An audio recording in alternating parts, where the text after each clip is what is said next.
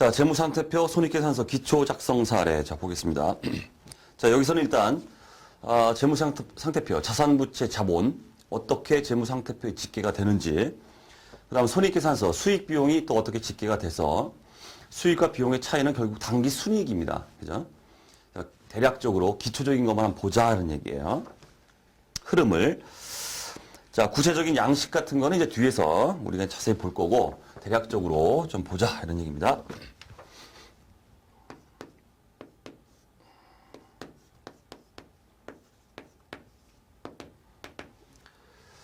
자, 먼저 기초적으로 다시 한번 좀 읊어볼게요. 재무상태표. 우리 수업용으로 자주 출제되기 때문에. 자, 일정 시점이라고 그랬습니다. 일정 시점에서의 뭘 본다? 재무상태. 자산부채, 자본의 재무상태다. 일정 시점에서. 자, 손익계산서. 우리가 일정 기간이다. 이렇게 말해요. 자, 다시 한번 읊어보는 거예요. 복습입니다. 경영성과 또는 영업성과. 요거를 나타내주는 재무제표다. 이렇게 돼 있죠? 자, 그다음 참고적으로 하나만 더 볼게요. 자, 우리가 자본 변동표라는 게 있습니다. 이것도 이제 우리 기본 재무제표 하나인데, 뭐 구체적인 건 이제 모르셔도 돼요. 수준을 넘기 때문에. 자본 변동표. 자본 변동이라고 돼 있죠? 자, 따라서 자본의 변동이다. 이렇게 보시면 돼요.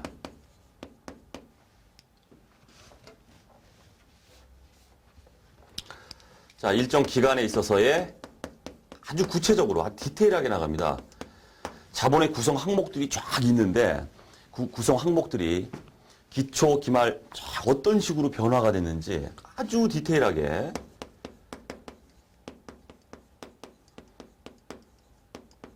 자, 그렇게 보여주는 표가 이제 자본 변동표라는 게 있다. 자, 이 정도. 자, 참고로 좀 봐두시고. 자, 공통 사례, 이제 자료 분석을 먼저 해보겠습니다. 자, 단기 초에 사업을 시작했습니다. 자, 기말 시점의 재무 상태가 다음과 같다 해서, 자산부채 그 현황이 딱 나오고 있어요. 근데 딱 보니까 자본은 없죠. 왜 그래요? 자산에서 부채 빼면 그냥 나머지가 자본입니다. 그렇겠죠? 자, 그렇기 때문에 이제 자본에 대한 얘기는 없다. 이런 얘기예요.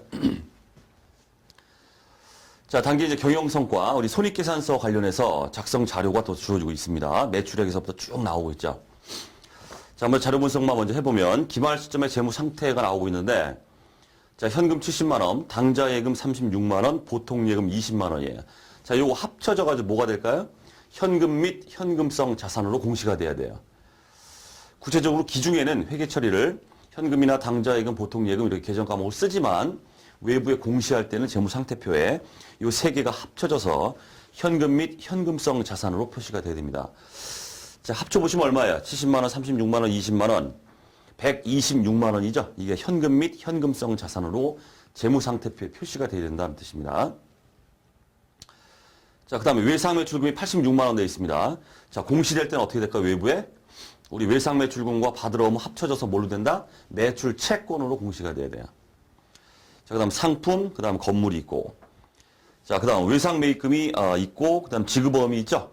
자, 또 눈치를 또 채셔야죠. 외상매입금 지급어음은 또 합쳐져서 뭐가 된다? 매입 채무로 공시가 돼야 돼요. 매입 채무로. 자, 그리고 보시고 단기 차입금이 또 이렇게 있습니다.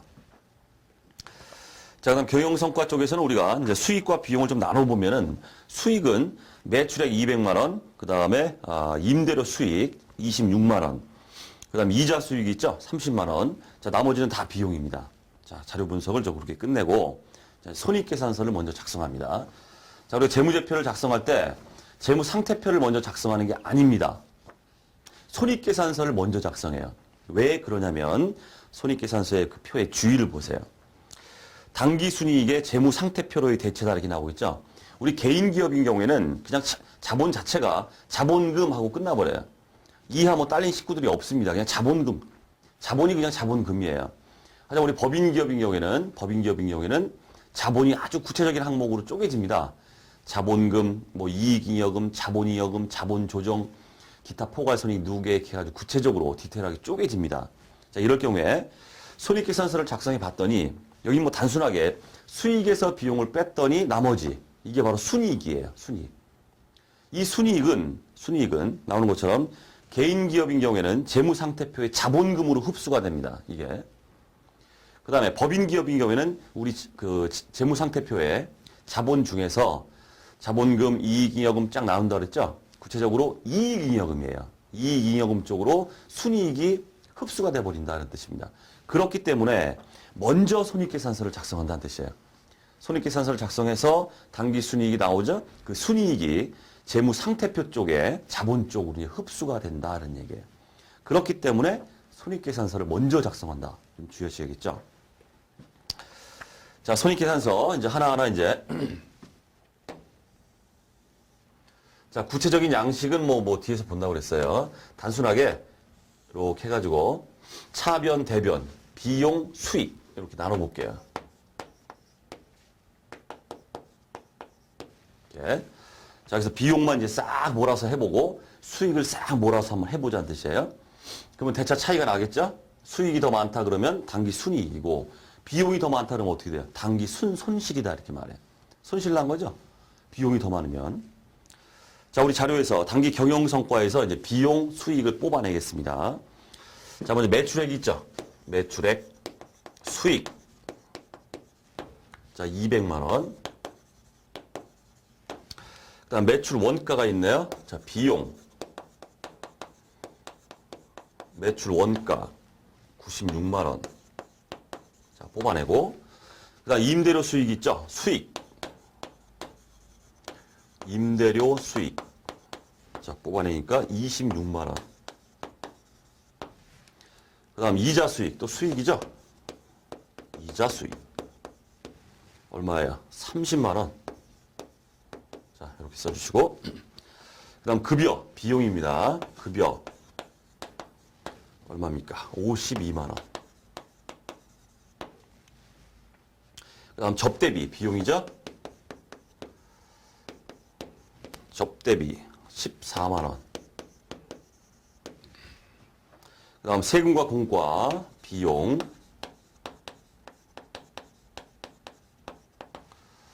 16만 원.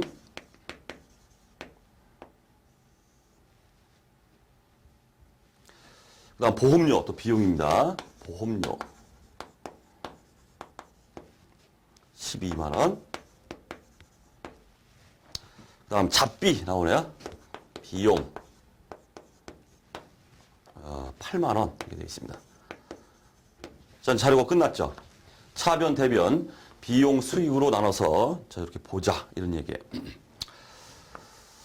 자, 합쳐보겠습니다. 자, 다 합치니까 다 합쳐보세요, 여러분들. 계산기 두드려 보세요. 다 합치면 198만 원이 나옵니다.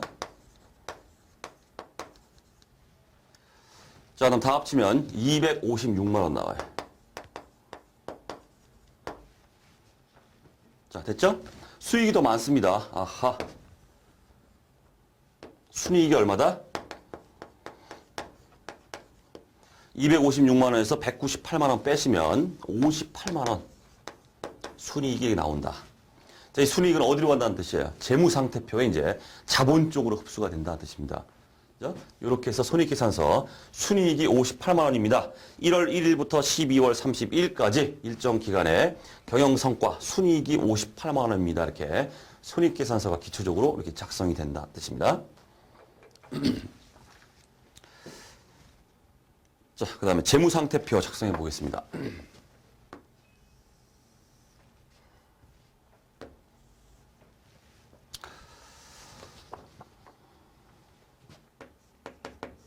자, 재무상태표.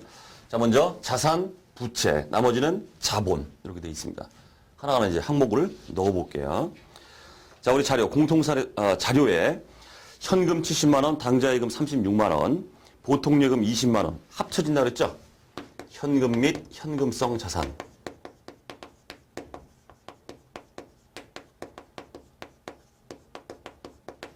자, 합쳐 주시면은 자, 126만 원. 자, 표시가 되고.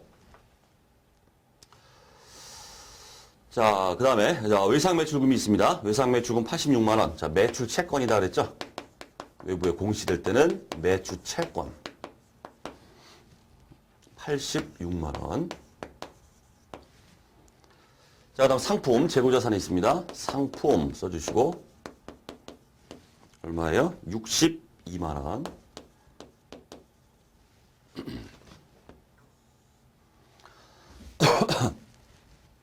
자, 그 다음 자료에 건물이 있죠? 250만 원. 건물. 자, 됐고. 자, 그 다음 이제 부채가 나오고 있습니다. 외상 매입금, 지급엄 합쳐져서 매입 채무입니다. 부채, 매입 채무.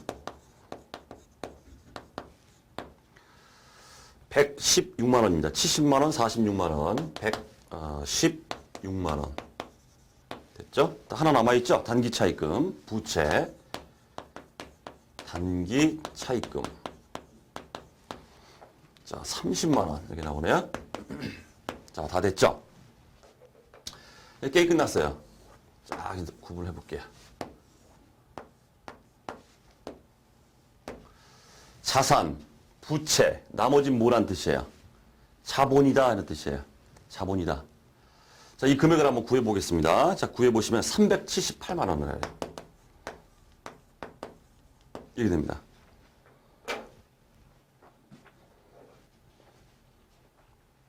자, 그럼 이제 개인 기업인 경우에는 그냥 자본 자체가 자본금이라고 그랬죠. 근데 법인 기업은 자본금, 그다음에 이익잉여금, 기타 등등 이렇게 나눠집니다. 결국 개인 기업인 경우, 법인 기업 경우 나눠서 보시면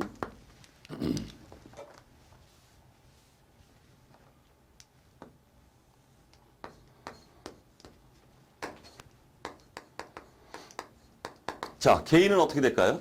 이 자체가 그냥 자본금이에요, 전체가.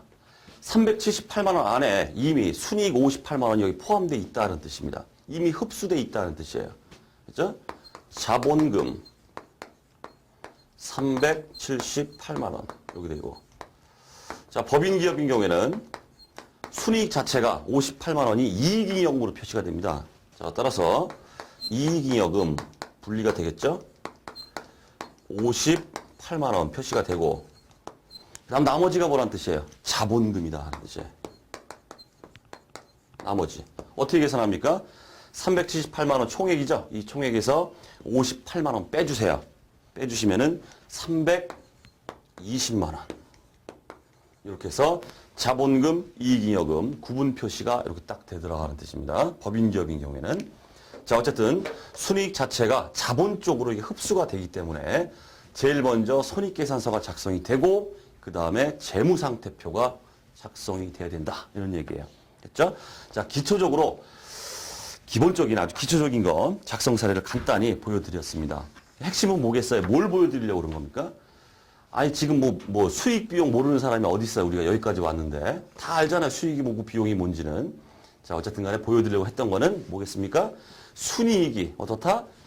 재무상태표의 자본 쪽으로 흡수가 되더라. 그렇기 때문에 손익계산서가 먼저 작성이 된다. 이걸 보여드리려고 한 겁니다. 구체적으로 손익계산서의 어떤 양식, 재무상태표의 어떤 양식 이런 거는 우리 뒤에서 재무상태표 작성 기준, 손익계산서 작성 기준 쫙 나오죠. 아주 뭐 복잡합니다.